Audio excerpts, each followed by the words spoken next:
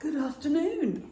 My name is Georgie Newbery. I'm a flower farmer and florist based between fashionable Bruton and up-and-coming Wincanton here in not terribly sunny today, Somerset in southwest England. And it is the 2nd of October. And I'm going to make a great big vase of autumnal flowers. And so I thought I'd just let the movie make itself and talk to you while I do it. So first thing I need is a vase. Here is our creative space. I keep my vases as I expect. Those of you who've been watching these videos for a while know on this shelf. And this one is mouldy, so we won't use that one. I'll put it away. But this one should. That's better. I run my vases through the dishwasher from time to time. Keep them clean. They go on a quick cycle, quick 35-minute cycle, just to keep them shining. We are in a very hard water area, and the vases do get kind of cloudy from time to time if I don't give them a good wash. So we'll pop that one there. That's my biggest kind of everyday vase, and I've got a lovely selection. If I do this, of early autumn flowers, and I'm really just making a big old vase. This is going to it's for these friends of mine up the road who are having their house filmed. So, and they've got the cameras in again tomorrow. So I'm just going to green up the vase in exactly the same way I did the other pieces I did a couple of weeks ago. I did some big arrangements for them. And that's the first thing I always do is just pop some greenery in, because then I've got a nest to work with. And I haven't got the lights on because I really hate, it's quite dark in here, but this is a new phone and it's got a new camera, so it's really good at catching the light. And I will make this quite quickly and show it to you up close when I've finished it. So we'll quickly green it up. It's really important with a glass vase to make sure that there are no leaves or anything that can rot in the water and make the water go a horrible colour. So all my stems are nicely stripped and very clean as I pop them in, because I really don't want to have any untidiness. I like the whole thing about a big arrangement in a vase, for me, is that all the excitement happens out of the vase, and the vase itself is just clean and full of clean water. So which helps make it feel light and airy. The foliage I'm using so far, I've got a variegated cornus. This is my lovely cotinus. It's a small leaved variety, so that because the bigger the leaf, the more transpiring the leaves do, and so the floppier they are. Faithful old Physocarpus, 9 bark for my American friends, for a bit of height there. And as I add the stems in, they're giving me a nice kind of a nest of crisscrosses in the water. So it's tidy, but it's also giving me loads of standing up space. So I'm not putting all of the foliage in first, but I am putting a fair bit. This large-leaved person, wild cornus, and at this time of year, the foliage is beginning. It looks a bit battered and bashed by the weather, but it's also got a lovely sort of aubergine tinge to it, which I think at this time of year is very attractive. So I'm giving myself some height with that. And I might just give myself, I've got more crab apples. Do you remember I did crab apples the other day when I was making work for the same people, and the crabbies are colouring up more now. So again, I'm stripping them off because I really don't want, and particularly crab apples, the wood has got quite a lot of tannin in it, and so it could make the water quite dirty. So I'm going to carefully put that in because they're quite heavy, these stems, and I expect it'll lean over.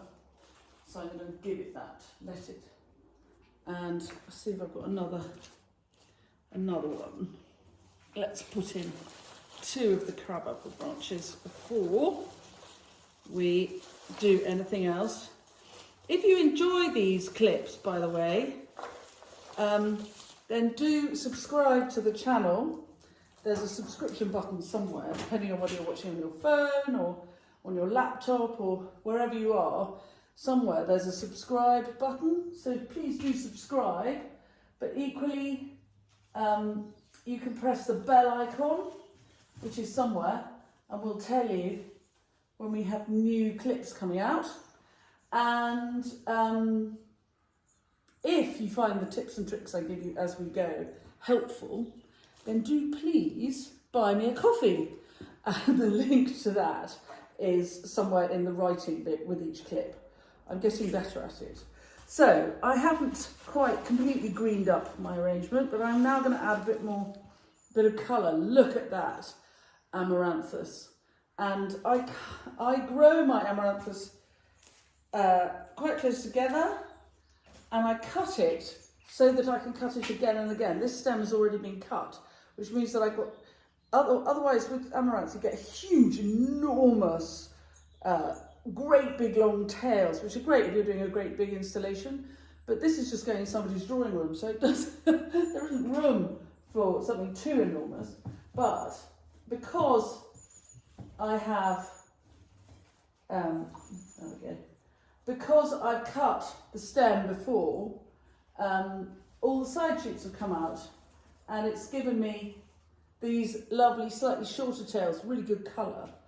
So we'll pop another couple of those in. Here, you can see where I've cut this before. Can you see the old top is where my finger is?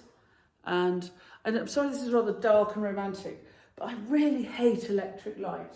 So I'm not filming in electric light. I refuse. I know this is a very lo-fi channel.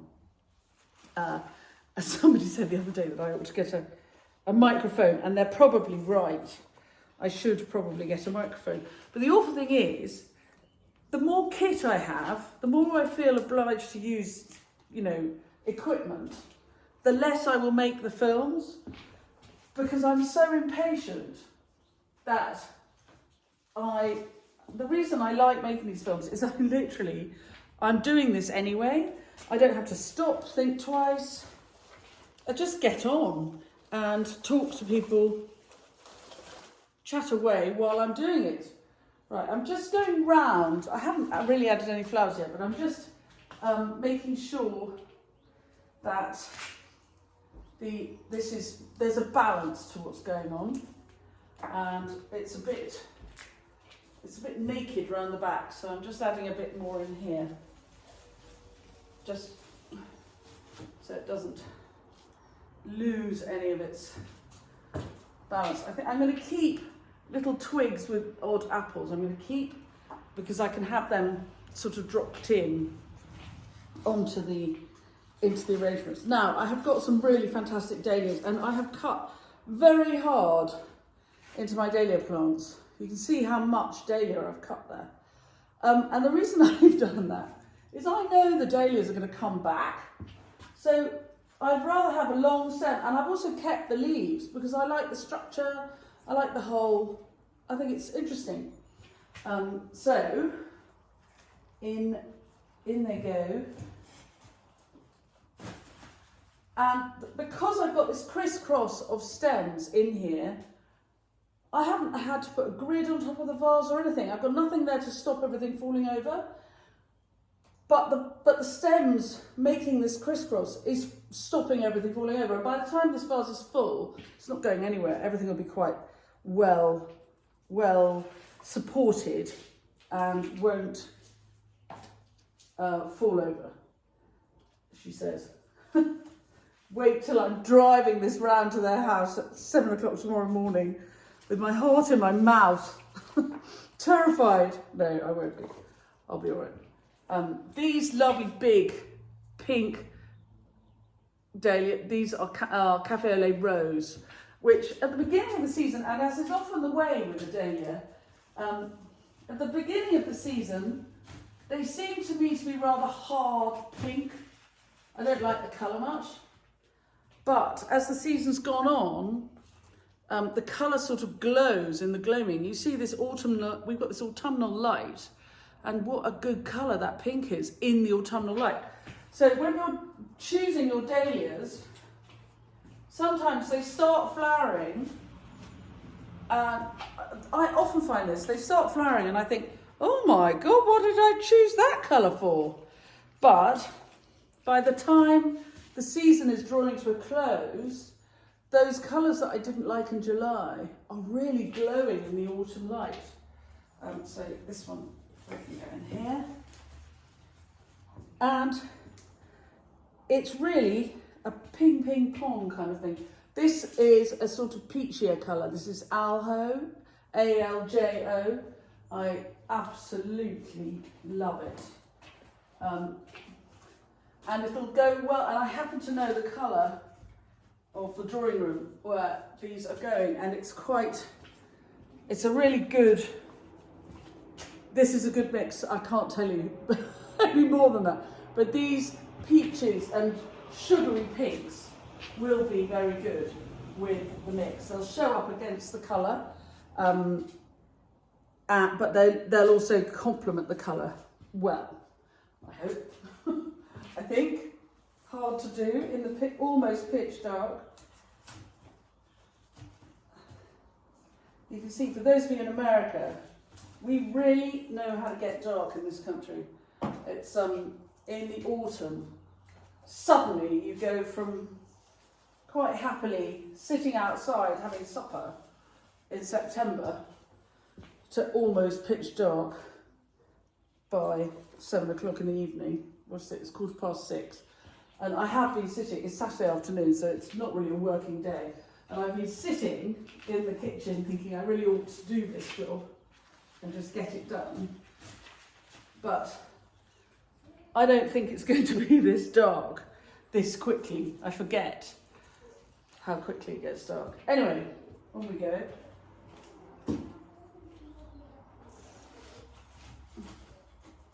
The thing with the dahlias also is, oh, I'm going to turn the light on. You can't see a thing. This is no good at all. Oh, horrible. Horrible light. You see what I mean? Anyway, we've had the romantic bit, but it got to the stage where I really couldn't see what I was doing. So, on we go. These are good. These dark pink pom-poms. Pom-pom, I have no idea what they're called. But the pom-pom dahlias are very good. I think they last better cut than any other kind of dahlia. Although they say, whoever they are, that the Karma series dahlias last best in the vase. For me, give me a pom-pom any day of the week. These don't have to last terribly long, they've just got to look great for tomorrow. So in they go. So I'm at the stage where I'm starting looking for holes now. The wow factor. I don't want it to be too kind of. I just want wow factor. I want a nice big vase of flowers. That's the commission. Lovely big vase of flowers. So lovely big vase of flowers it is. You can see it's all a bit samey. So let's have some light cafe au lait in there, just for some highlight, really.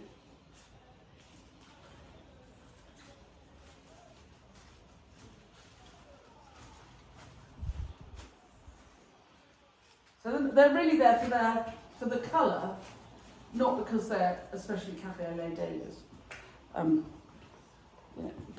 Call me an old pagan, but I like the colour. But it doesn't really matter. We're not on a budget here, so we're not having to worry about the fact about how many we use or whether we're showing off that we've got them.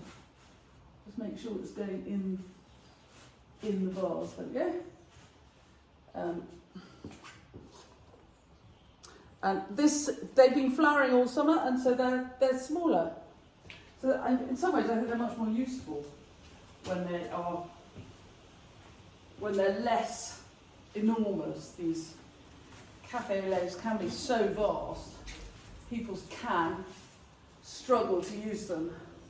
I do have a dahlia workshop coming up online, so anybody around the world can join in. On the 13th of October, and I'm going to go through the whole process of growing, cutting, propagating, having a successful dahlia crop. So if you fancy that, if it's sold out, I will run another one, because there's good old Aldo. Isn't that great? Aren't they gorgeous? I'll run another, but it's the 13th of, I'm not sure, I think there may be a couple of places left, on the 13th of November. You can get it right up here. So we've really hardly got any room now. I'm really stuffed to the gills. I have to really find space to get them down now. I'll turn it around a bit to make sure I haven't left any big gaps. And may as well use them all up. It's a great stuffed vase, really, isn't it? It's not, this isn't what anybody would describe as high art. It's just a vase of the season, which I quite like. So, we're going to finish it up because we haven't got terribly much room left. But I have got some more, I've got some detail. So this is the lovely Persicaria, and one of you nice people wanted to know what variety it was, and here it is, and I think it's called Red Dragon, and it is, I'm pretty sure this is Red Dragon. Slip that in the top there.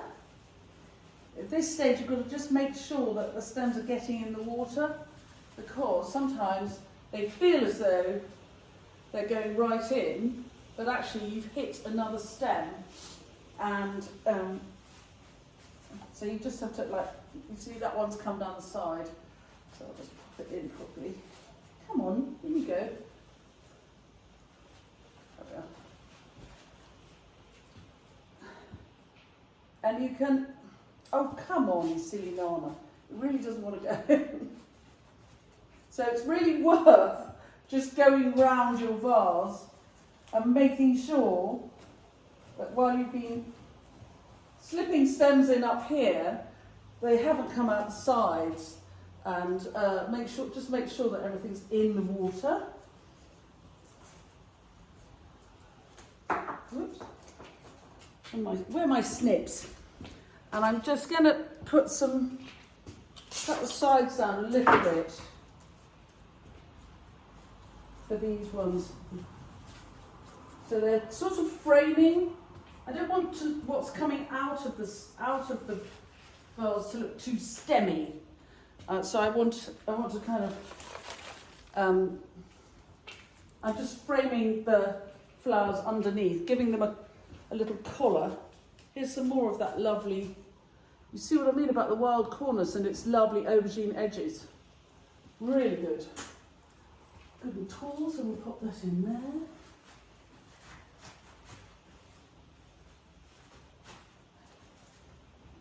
And I've got more apples and a little bit more of this lovely Persicaria. You see, you can have a short stem, it's just broken off, and I can tuck it in the side here, and like a little bit of detail at the edge of the bouquet. So it's a bit bashed. And the same goes for, you see the rest of my lovely amaranth. I'm going to pull off the side shoots and tuck them into the side of the bouquet. If I had room, I could pop that in the top, but I haven't really got space. So we'll put that down there, take off the side shoots, and it's even got really good pink stem. Look at the pink stem, that's great, isn't it?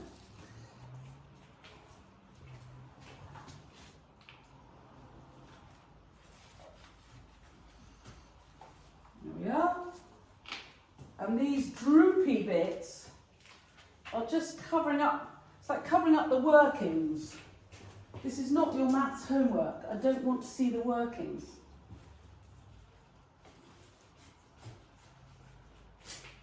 But I think a little late season amaranth is just brilliant.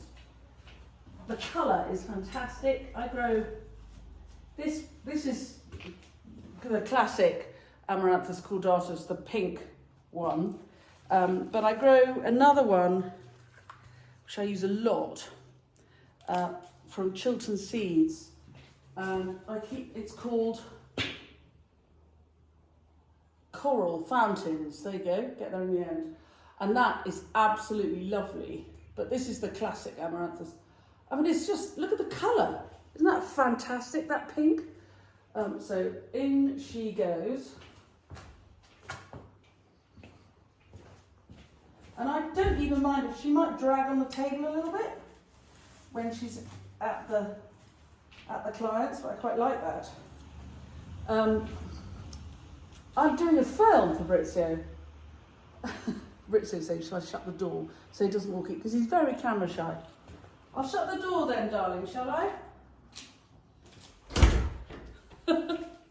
So, still a little bit more detail to go.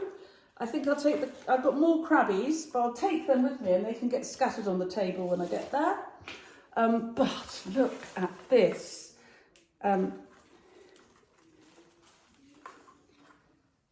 This beautiful curly whirliness, this vine, that's my Cobia scandens, cup and saucer vine. And again, just tucking it in here. Just make sure that ends, and that's interest to go on the table when it's at the client's house.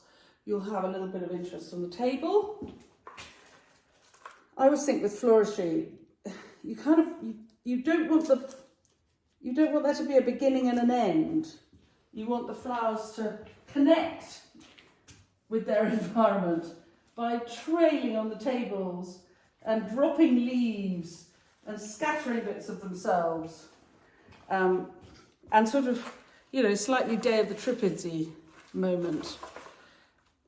But you've still got to clear all the stems, strip the stems so they're clean, because otherwise you get a dirty mess in the vase. And the vase is looking, I've seen worse. Sometimes I get overexcited and I forget, and then it's very untidy. And I don't like untidy. I want all the fun and excitement to be up here, not in the vase. If what's in the vase is very untidy, it's distracting, takes away from the glory of the bouquet. In a minute, I'm going to turn the light off again and we're going to have a film of it in the gloom, because it's going to look absolutely stunning in the gloom. There we are, lots of little traily bits. That's a technical term. Tuck them in. There we are. And I've got more. And I'm going to see if I can get it in, because it's fun, why not?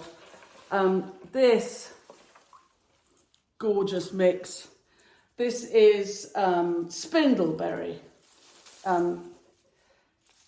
which is Euonymus europaea. And spindle was the tree from which the wood was cut to make spindles for weaving, for you know, in the olden days, far off distant past, and people used to twist wool by hand to make skeins of wool, they'd use a spindle. And this is the wood out of which the spindles were made. And so it is called a spindle. That I really like. But you look, how this one is bouncing off either side. So I can use that. I'm going to cut quite a lot of the stem off. I don't want it to argue with the rest of what's going on inside. And I'm going to tuck it. At this stage, you've got to be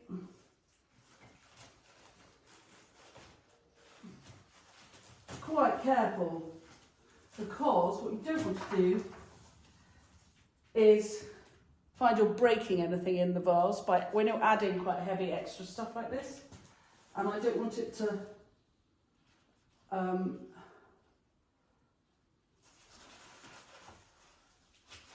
make a gap. So I'm just having to make sure that I'm putting my material back, so I don't want any nasty gaps. And look, oh yes. And then these side berries I'll take with me, and they can be scattered on the table and look artful, look as though they've been artfully dropped. So I'll tuck this one in, take quite a lot more of the stem off.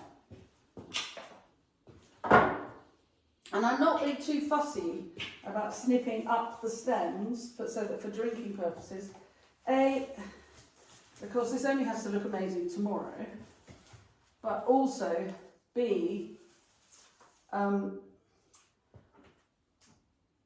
because it's late in the season and things are much less wilty than they would have been earlier in the year. You'd be surprised how long things will last now without worrying too much about splitting. And because I have cut these directly from my garden this very afternoon, they don't have to be rehydrated. They don't need conditioning. They don't need conditioning. As if I had bought these at market and taken them home, they might have been out of water for quite a long time, in which case I probably would really massively condition them. But because I cut them in the rain this afternoon, they haven't had a chance to dry out. And so they're just sitting there doing their thing. They don't really need too much worrying about. And that, my friends, is all I'm going to be able to fit into my arrangement. But I'm going to turn off the light and give you a romantic tour. We'll go back into the gloom. I love the way the camera sort of adjusts to the light. Right, I'm going to stop and turn it on again. I filmed this with no light, and it was pitch dark and you couldn't see it at all. Anyway, so here it is with electric light.